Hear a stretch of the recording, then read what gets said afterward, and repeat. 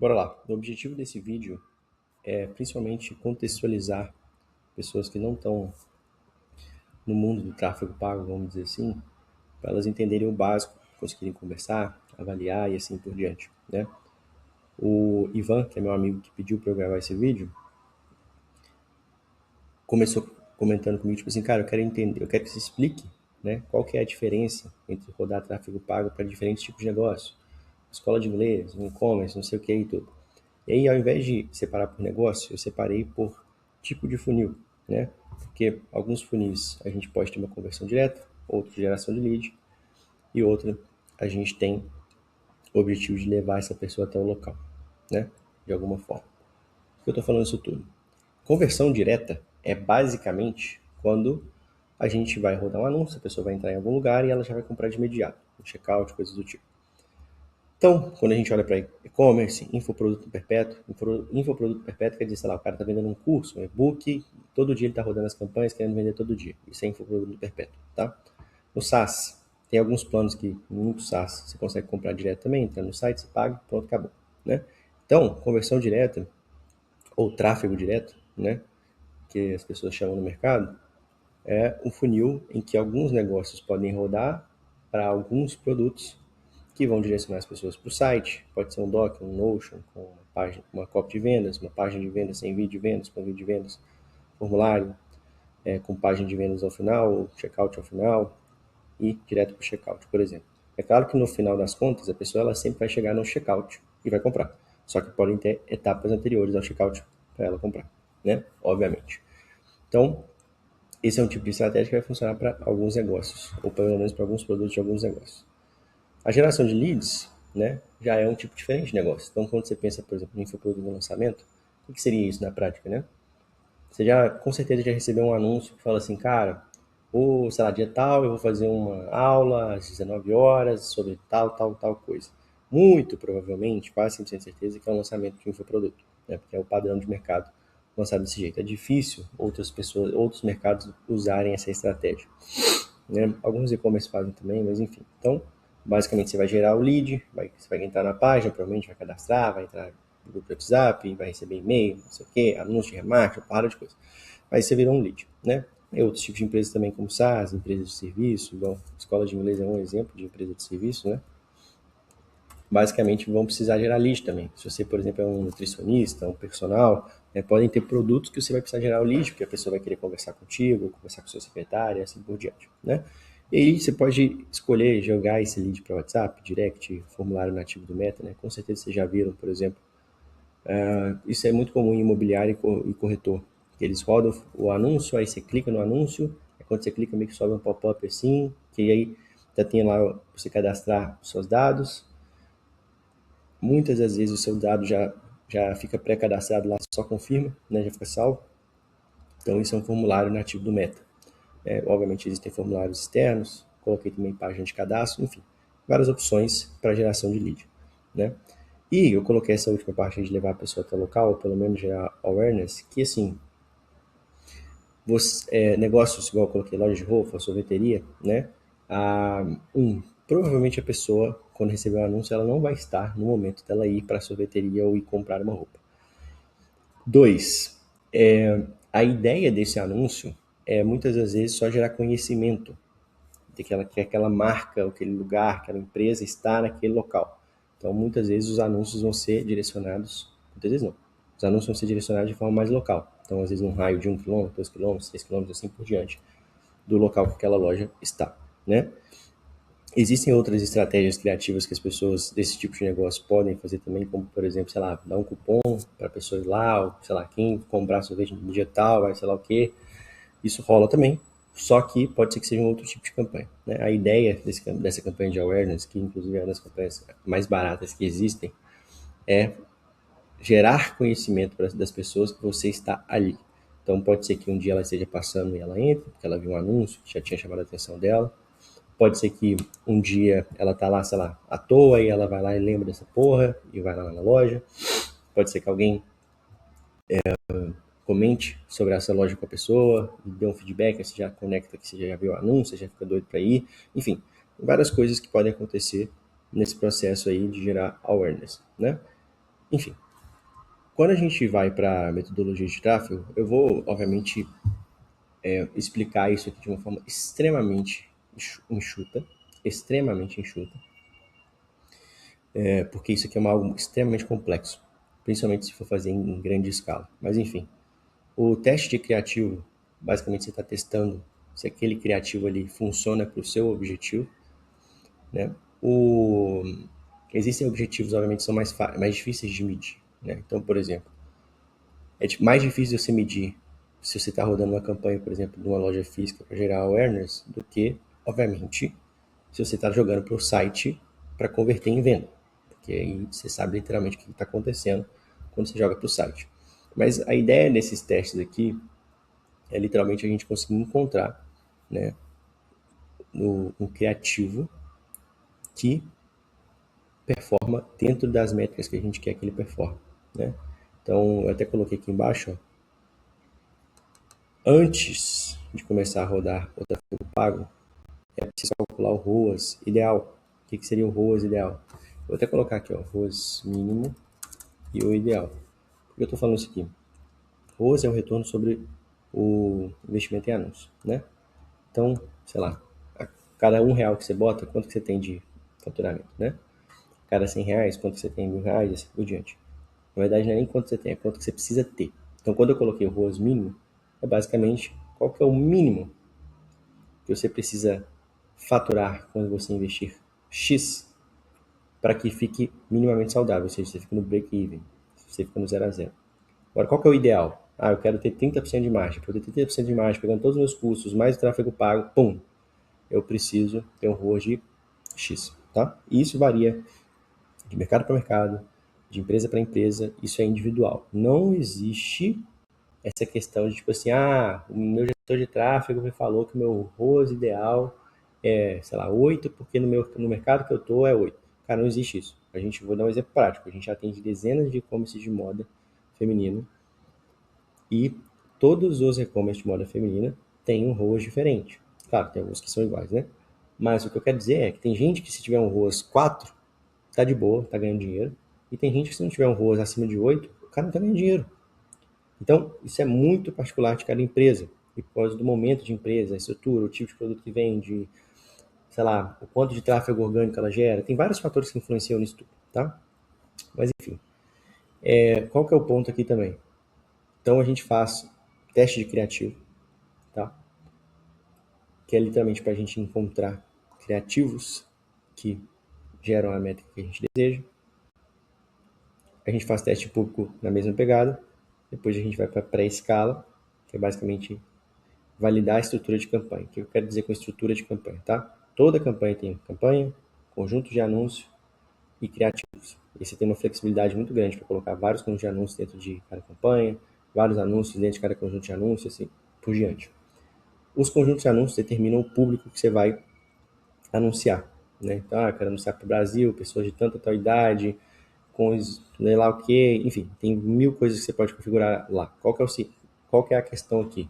A pré-escala é literalmente a gente conseguir encontrar uma estrutura, ou seja, eu tenho uma campanha que está com um anúncio em CBO ou ABO, tá? Que chama isso, mas CBO é basicamente quando o orçamento está a nível de campanha e ABO é quando o orçamento está a nível de conjunto. Quando você coloca a nível de campanha, aquela campanha ali vai gastar, sei lá, você botou R$ 100 por dia, então aquela campanha vai gastar R$ 100 por dia e o Facebook vai determinar, se tiver mais de um conjunto de anúncios dentro dela, literalmente quantos, sei lá, como é que ela vai gastar essa grana. Pode ser que ele, sei lá, o Meta gaste R$ 90 em um conjunto e R$ 10 no outro e zero em um outro. Um exemplo, se você tiver 3 conjuntos de anúncios. Mas essa questão da estrutura de campanha é literalmente tipo assim, cara, vou rodar uma campanha com 3 conjuntos de anúncio e cada conjunto de anúncio vai ter 2 anúncios dentro dela, por exemplo. Por que eu estou falando isso aqui tudo, tá? Porque isso aqui é uma das coisas muito ignoradas por gestores de tráfego, é uma das coisas mais importantes. Cara, no final das contas, se você não conseguir validar uma estrutura de campanha que dá ROAS na campanha positivo, não adianta. Você não vai fazer dinheiro. Então, isso é uma das variáveis que você vai estar sempre analisando. Então, primeiro você testa o criativo, você testa o público, aí você encontra as combinações que fazem sentido. Aí você vai para a terceira etapa, que é para encontrar a combinação, obviamente, de uma estrutura que funciona, que, por exemplo, você fez teste criativo, aí você, sei lá, você testou uma campanha com 10 conjuntos de anúncios e um criativo diferente em cada conjunto. Aí tiveram 2 que performaram, por exemplo. Aquela campanha ali, como um todo, provavelmente, com certeza, teve um retorno geral muito ruim. Mas você teve 2 criativos que, combinados com tais públicos, foram muito bons. Agora você tem, obviamente, já uma primeira combinação que gera resultado dentro do que você quer. Aí você vai querer encontrar mais combinações. Então você pega esses criativos que você validou e aí você faz o teste público. Aí você usa os criativos validados e muda os públicos para você testar. E na pré-escala você quer combinar essas variáveis dentro de estruturas de campanhas que são lucrativas, porque você consegue analisar métricas individuais de campanhas, de conjunto de anúncio e de anúncios. Só que o ideal é você conseguir estruturar todas essas variáveis, mais várias outras que existem no processo, mas dentro de uma campanha que a campanha dá ROAS. Tá? Não adianta você ter uma campanha lá que o resultado individual de alguns anúncios, de alguns conjuntos é muito bom, mas ela como um todo está com um retorno muito ruim. Então, seu retorno geral vai ser muito ruim, então não adianta, né? E aí, depois que você valida todo esse processo, você vai para escala, que é basicamente você colocar mais verba de alguma forma nisso que você validou. Pode ser, igual eu já comentei, dentro da campanha ou dentro do conjunto de anúncios, ou pode ser simplesmente, por exemplo, duplicando a campanha ou os conjuntos de anúncios e assim por diante. Varia muito, tá? Qual que é o ponto mais importante aqui?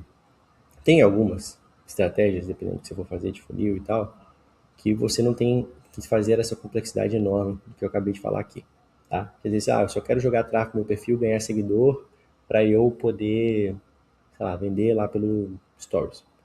Legal. Então, você não vai fazer uma coisa tão detalhada quanto eu acabei de descrever aqui, mas você pode seguir essa mesma lógica. Então, você pode primeiro fazer o teste criativo, depois você faz o teste público, depois que você validar, você faz a pré-escala. Se você estiver rodando, por exemplo, por dentro do Instagram mesmo, em vez de usar o gerenciador de anúncios, nem vai ter estrutura de campanha porra nenhuma. Né? Então, é só basicamente teste criativo e teste público e escala. Né? Aí você vai só botar mais verba também. Então, assim, tem opções mais simplificadas, né? Mas, para a grande maioria dos negócios, vai se exigir uma coisa muito mais bem acompanhada, como eu descrevi brevemente agora. Isso aqui é extremamente complexo, muito mais amplo do que eu acabei de falar, mas é suficiente para você ter uma noção do que está acontecendo. E eu coloquei uma observação aqui dos testes nunca pararem, né, e sempre tem uma verba separada para isso, justamente porque o que está funcionando hoje não quer dizer que vai funcionar amanhã, ou na semana que vem, ou daqui a alguns meses. E é importantíssimo você garantir que você tem múltiplas campanhas funcionando, idealmente. Quando eu digo funcionando, é dando ROAS, né? Não só rodando e gastando dinheiro. Então, você sempre está querendo testar para você sempre estar conseguindo, evitar a ruína. Então, eu já vi vários negócios que, não testavam nada. O cara, no mês, ele fatura 800 mil, aí no outro mês ele fatura 200, né? Não sei o que, fica uma loucura. Principalmente isso em dropship, mas enfim. Isso é a primeira coisa que é importante dos testes. E a segunda coisa é que se você quiser realmente escalar, você vai precisar de ter muita coisa validada rodando ao mesmo tempo escalando. Então, é extremamente importante fazer isso. Isso não é uma regra, que dá para você, às vezes você vai encontrar um criativo, um público, que, cara, suporta uma escala absurda, então você vai poder colocar muita verba em cima de uma combinação única, mas são raros esses casos, tá? Enfim, princípios para rodar o tráfego. Igual eu coloquei aqui, calcular o ROAS mínimo e o ideal antes de começar a rodar. Lembrando que o mínimo é para você ficar no 0 a 0, o ideal é para você ter a margem que você quer ter de lucro. E isso envolve, como eu já falei, o dono do negócio calcular, justamente, ou o gestor de tráfego calcula também, mas aí o dono vai ter que passar algumas informações, justamente porque cada negócio é diferente, cada negócio tem suas métricas, cada negócio tem seus custos. Então é para considerar os custos como um todo. Então, só um ponto também, que é o seguinte, o ROAS, apesar dele ser baseado na métrica de faturamento e no quanto você investiu, você só vai conseguir, obviamente, calcular um ROAS saudável se você considerar todos os custos do negócio. Não adianta você só pegar o custo do anúncio, entendeu? Para você calcular quanto que você tem que ter de ROAS, beleza? Mas enfim, quando você começar a rodar também e ter as primeiras métricas, você vai começar a conseguir calcular o valor máximo a ser gasto em cada etapa do funil. Qual que é o ponto importante? O que é isso aqui na prática, né?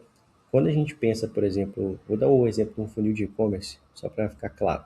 Quando a gente pensa num funil de e-commerce, literalmente você vai ter várias etapas entre a pessoa ver o anúncio e ela comprar.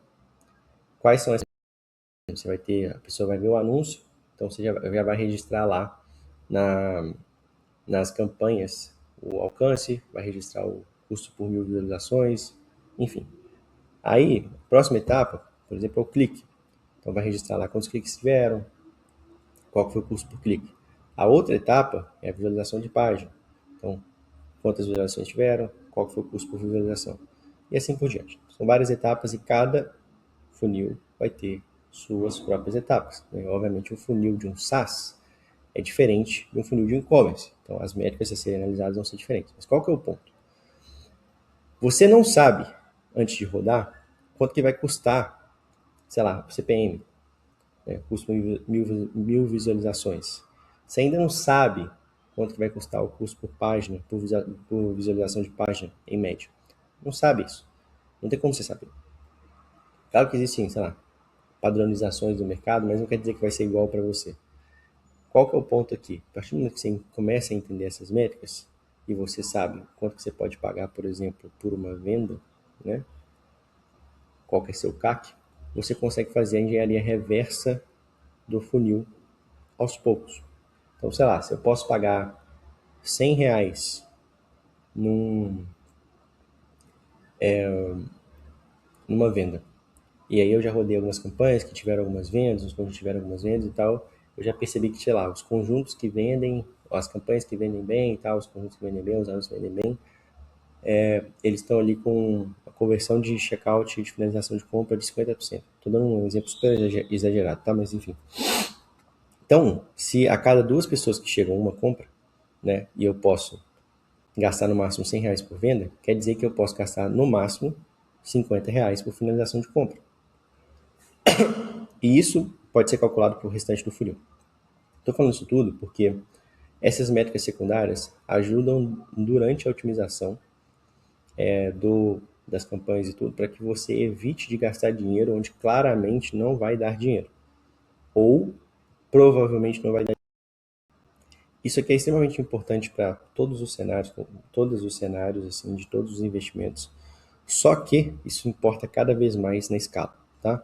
Então, se você já está investindo 10, 20 mil reais por mês, ou pretende investir, isso aqui começa a ter muito mais importância à medida que você vai chegando nesses valores. Né? Então, assim, eu vou dar um exemplo super exagerado aqui, mas há uns anos atrás, eu tocava uma estratégia de um funil que eu tocava o tráfego, na verdade, junto com o meu time lá, de um funil que rodava mais ou menos 50 a 100 mil reais por dia em tráfego pago. Então, a gente literalmente tinha que ser muito cauteloso nas otimizações, justamente porque a gente não podia deixar gastar coisas que não não trariam resultado, porque a gente estava com uma verba muito alta, né? E quanto maior a verba, mais rápido de você ver se uma coisa vai ter resultado ou não, mas se você também demorar, maior vai ser seu prejuízo, né? Seu prejuízo. Então, esse cuidado vale para baixa escala, mas ele tem uma importância cada vez maior na alta escala, tá? Eu coloquei essa questão de saber balancear a verba, não é um caso para todo mundo, porque tipo, nem todo mundo vai começar a rodar tráfego em mais de uma plataforma de uma vez. Eu coloquei Meta e Google, mas tem TikTok, tem Pinterest, enfim, tem várias outras, né? Mas tem que saber balancear a verba, porque, por exemplo, em e-commerce não faz sentido, na grande maioria dos casos, investir a mesma quantidade no Meta e no Google. Faz mais sentido investir no Meta do que no Google. Então tem que saber balancear isso, em alguns casos. Tem que saber balancear quantos por cento de verba você vai colocar em teste, quantos por cento de verba você vai colocar em escala. Tem que saber como que você vai balancear quantos por cento de verba você vai colocar em público quente, que são pessoas que já te conhecem, ou até já compraram, coisas do tipo, ou em público frio, né? Isso tudo varia também de, enfim, negócio para negócio, ROAS, enfim, mercados e assim por diante. Então, eu coloquei alguns exemplos aqui, mas é importante saber balancear essa verba, justamente para você manter a saúde de tudo que está acontecendo, né? Como eu coloquei aqui embaixo também, a rotina de testes, análises e otimizações, ela vai variar por conta de vários fatores, mas o mais importante é a verba. Quanto mais verba, mais intensa deve ser a rotina. Ponto e acabou. Então, por exemplo, se você, sei lá, tem um gestor de tráfego, vai contratar um gestor de tráfego que A rotina de otimização dele é igual se você investe 2 mil ou 10 mil, tá errado. Outra, dependendo do negócio que você tiver, ou da verba que você estiver tocando, cara, se o gestor de tráfego não otimizar todos os dias, vai dar merda. Se você investe, cara, sei lá, eu diria que a partir de uns. Depende muito do negócio, mas assim, a partir de por exemplo, 30 mil reais por mês, você investe R$ 1.000 por dia. Todo dia pode ser otimizado várias vezes no dia, entendeu? Você pode otimizar. Com uma verba, inclusive, bem menor, mas assim, eu dei esse exemplo para vocês entenderem. Então, tipo, se o cara não trabalha todo dia, mesmo que ele otimize uma vez no dia a campanha, as campanhas, né? É importante otimizar, tá? E essa otimização diária, dependendo da verba que você tiver também, ela faz uma diferença absurda no final do mês. Porque às vezes a diferença de você otimizar todo dia ou várias vezes por dia é que você consegue tirar ali às vezes mais R$ 500 a mais de faturamento, R$ 1.000 a mais de faturamento, R$ 2.000 de faturamento no dia. Só que quando você vai colocando o acumulado do mês, dá um dinheiro relevante, né? Enfim, isso na escala absurda, ainda mais, né? Então, todo dia importa muito. E aí, na escala absurda mesmo, toda hora importa muito, né? Então, aquilo que eu comentei, por exemplo, no funil que a gente rodava, que a gente investia ali quase que R$ 100.000 por dia, alguns dias até passava, dependendo da verba que a gente ia colocar no dia, cara, é otimização de 15 em 15 minutos, inclusive de madrugada. Então, tinha gente de madrugada otimizando também, né? Tô dando um exemplo muito exagerado, tá? Você investe R$ 2.000 por dia, por mês, por exemplo, né? Cara, você vai otimizar 2, 3 vezes por semana, algo do tipo. Enfim, um outro ponto extremamente relevante também é que a copy está sendo mais importante para a segmentação do que necessariamente as configurações dentro do gerenciador, porque o gerenciador está cada vez mais restrito em relação a algumas escolhas que a gente podia ter, configurações que a gente podia ter antes. Que a ideia é que daqui a um tempo não precise, né, de gestor de tráfego. Então, por a gente estar cada vez mais limitado também, né, que o Meta quer usar a própria inteligência para tomar as próprias decisões, que em vários casos não é a melhor decisão, tá?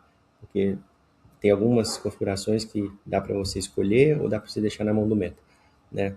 Muitas das vezes o Meta não toma a melhor decisão, mas enfim, o jeito que você comunica nos seus anúncios, na sua página de venda, coisas do tipo, vai importar muito mais do que qualquer outra coisa. Isso sempre foi verdade, tá? Então, por exemplo, não adianta de nada você ter um puta gestor de tráfego na sua mão e ter um funil de merda. Não adianta. Não adianta, não vai mudar nada. E aí, obviamente, você consegue ter uma noção disso analisando o funil como um todo. Então, por exemplo, se você tá com a conversão da sua página de vendas, por exemplo, muito baixa, pode ser problema do tráfego que está sendo jogado para a página de vendas? Pode. Agora, pode ser que a página de vendas seja uma merda? Sim. Então, um dos cuidados é literalmente não jogar a culpa necessariamente no tráfego e começar a entender realmente o que pode estar acontecendo. Como eu falei, pode ser que o gestor de tráfego esteja fazendo muita merda também, mas não é 100% de certeza nos casos, tá? Então, essa questão da copy, da comunicação, do jeito que você escreve, fala, tá na página, não sei o quê, isso importa cada vez mais. Tem muitos detalhes sobre isso, mas não é a ideia do vídeo, né? Cuidados que eu acho que eu queria chamar a atenção aqui. Cara, mesmo alguém muito bom, provavelmente não vai acertar de primeira, a não ser que você já esteja no momento que você já está escalado, você só trocou de gestor de tráfego, coisa do tipo, já tem coisa que está funcionando e rodando, não sei o que, beleza. Mas se você está começando algo do zero, a chance de você conseguir acertar de primeira, de cara, e realmente trazer resultado é difícil. Estou falando isso porque tem quase 9 anos que eu trabalho com o tráfego pago, de alguma forma ou de outra. Eu diretamente já investi muita grana, as minhas empresas já investiram muito dinheiro, a gente toca estratégia para muitas empresas. E cara, mesmo com tudo isso, a gente, na grande maioria das vezes, não acerta de primeiro.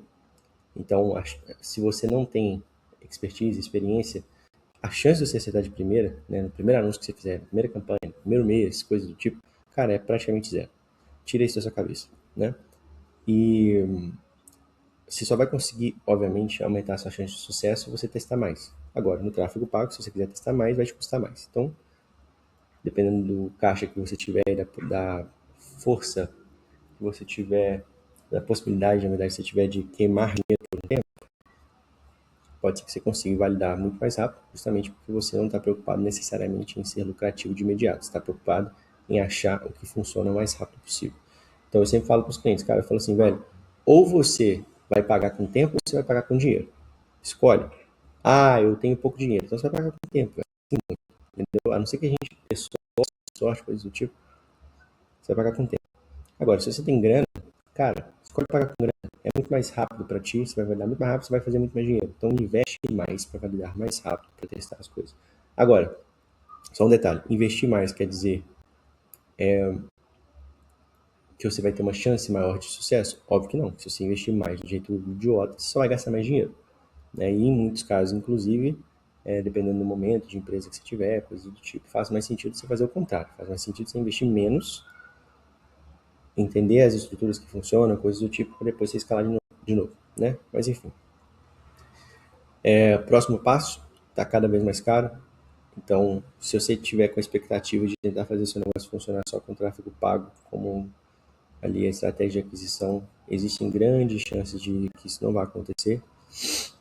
Principalmente, por exemplo, se você é um e-commerce, bem difícil estar começando do zero e conseguir fazer isso dar certo, só com tráfego pago. E eu coloquei aqui também que o melhor cenário de todos é você ter um LTV absurdo, ou seja, o seu cliente gastar muito contigo, porque aí você consegue pagar mais caro para todo mundo. Né? E com o tempo também, você combinando estratégias com tráfego pago, ou desde o começo, dependendo, ou inclusive nem rodando tráfego pago no começo, mas com o tempo você vai criando outras estratégias em paralelo, como conteúdo orgânico, CRM, enfim, tem outras estratégias justamente para que você possa conseguir fazer tráfego sem gastar tanto quanto o tráfego pago. Né? E aí você vem mais do tráfego pago no remarketing, por exemplo. Igual eu coloquei aqui também, cara, muitos negócios não vão conseguir serem lucrativos só com tráfego pago, desde o começo, assim. Muitos. Eu já dei o exemplo de e-commerce, mas isso pode valer para vários outros também. Então toma cuidado quando você está tentando começar o seu negócio e você está pensando que tráfego pago vai resolver seu problema. Existe uma grande chance de que não vai. Grande chance. Eu vejo isso em vários mercados e só tem como você saber de dois jeitos, ao meu ver. Ou você pergunta a alguém que já fez, conhece o mercado e realmente vai ser sincero contigo, ou você testa e vê se vai dar certo, né? O que eu sei, por exemplo, e-commerces hoje, cara, se o seu e-commerce não fatura pelo menos uns 20, 30, 50 mil reais por mês, consistentemente ali por um tempo, a chance de botar tráfego pago e conseguir ser lucrativo no começo é praticamente zero. Muito difícil, tá? Então toma cuidado com isso. No começo, concentrar 100% da verba em uma plataforma, justamente para que você consiga fazer aquela plataforma funcionar, testar mais nela e assim por diante. É preciso, né? Isso é uma coisa que você ou quem for rodar para ti vai ter que analisar, de entender se você vai rodar no Meta, se vai rodar no Google, se vai rodar em outra plataforma. Já te adiantando, muito provavelmente vai ser ou no Meta ou no Google o lugar de começo. Depois você vai expandindo para outros, tá? Isso aqui é extremamente importante, principalmente para geração de lead, tá? Para quem que gera lead, otimizar para o lead mais barato não quer dizer que é melhor. O cenário ideal para quem gera lead é você conseguir traquear todo, por qual criativo que cada pessoa, cada lead veio, para que depois você consiga bater lá na ponta, quem fechar, por qual criativo essa pessoa veio, tá? Porque aí você consegue entender, tipo assim, cara, pode ser que tem um outro criativo que você está rodando, que está gerando um lead muito mais barato, essas pessoas não estão comprando. Então, no final das contas, está ficando mais caro para ti. Então, você precisa medir o funil inteiro. A maioria das pessoas não faz isso. Então, não dá para otimizar. Não existe otimizar por custo por lead quando você está rodando um funil de geração de lead. Não existe isso, gente. Você não otimiza por isso. Você otimiza por lá na ponta final, né?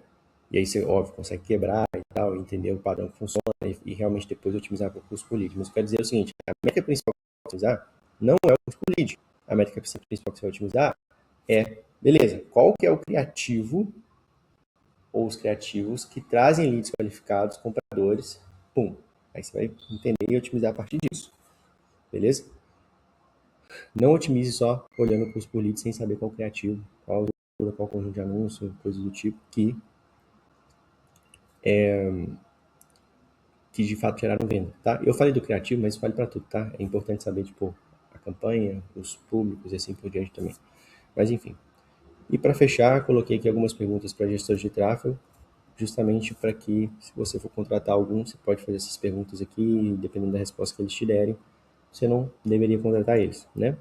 Então, quando eu coloco aí qual que é o processo detalhado quando você assume conta, volta aquilo que eu já descrevi ali, tipo, esse maluco aí, não te perguntar sobre o seu business e entender qual que é o retorno que você precisa ter, antes de subir as campanhas, provavelmente ele não deve saber o que ele está fazendo. A primeira coisa é essa. Perguntar como é que é a rotina de otimização da pessoa, pra você entender a frequência que ela vai otimizar e assim por diante. Porque, igual eu falei também, dependendo da verba que você estiver colocando, a frequência que essa pessoa vai otimizar pode não ser suficiente. Como que você faz as análises e toma a decisão para otimização? Literalmente você entender como que essa pessoa vai te descrever sobre o funil como um todo. Porque se essa pessoa, por exemplo, sei lá, a pessoa só otimiza, por exemplo, por venda, isso pode ser um problema. Se a pessoa, por exemplo, na geração de lead, ela não otimiza olhando quais criativos, campanhas, conjunto de anúncios públicos que estão de fato gerando venda e só no custo por lead, isso é um problema. Então dá para você pegar algumas red flags nisso aí. E eu coloquei aqui também, além do tráfego pago, que você também vai analisar, cara, porque é o seguinte, tráfego pago não faz milagre e é uma pequena fração do processo como um todo para ele dar certo, tá? Então, se esse gestor, aí eu vou dar um exemplo de e-commerce, mas isso vai traduzir isso para o teu negócio. Se no e-commerce, por exemplo, a gente não conversar com os clientes sobre produto, produção, analisar quais produtos mais vendem, como é que está a conversão do site, quais os problemas a gente está tendo no site, quais criativos mais vendem, blá, blá, blá, blá. Se a gente não olhar para isso e não discutir isso com os clientes, não dá certo. Não dá certo. Porque para e-commerce, por exemplo, existem lá os produtos de curva A, que são os produtos que mais vendem. Cara, se por exemplo está com grade furada de produto de curva A ou está sem produto de curva A, aquele e-commerce provavelmente não vai faturar 50% que ele fatura normalmente. Então não adianta eu ficar insistindo nessas coisas. Tem outras coisas no negócio que eu preciso entender também para fazer dar certo, né? Enfim, então eu dei esse exemplo do e-commerce, mas isso pode valer para qualquer coisa, tá? Igual eu falei também o exemplo da geração de se o gestor vai analisar lá na ponta final, a partir do seu funil comercial, o que está vendendo, para entender de onde que está vindo esse cara. Ele precisa saber dessa informação para ele conseguir otimizar, tá bom? Enfim, acho que isso foi um resumo. Tentei ser o mais breve possível do básico, do básico, do básico, né? Mas eu acredito que isso pode dar clareza, mais clareza para vocês, beleza? Tamo junto.